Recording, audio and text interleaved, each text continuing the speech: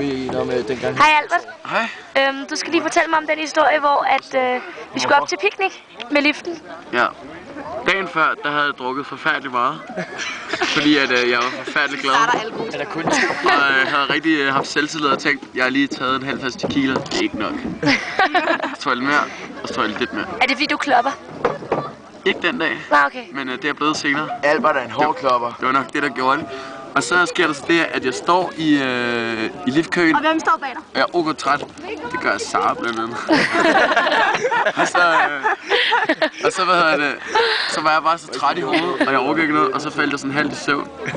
Og så jeg bare, at nogle af mine klopperhomies, de var gået ud af liften, og så tænkte jeg, hvorfor ikke? Og så gik jeg og så stoppede liften, og så tabte jeg mine goggles. Skide godt. Og så kiggede alle på mig, og så sagde jeg, ej, jeg skulle have blevet hjemme. Og du havde den der jakke på, ikke, som man rimelig tydeligt kan kende. Jo, det er derfor, jeg har fundet på siden. Det er Albert T. Så folk kan sige, at det var mig, der stod. Ja, jeg kan godt sige Thomas Madvig. Hej. Har du fået en autograf? Der står til Albert T på toppen. Tak Albert. Sådan der. Hej hej. Ja.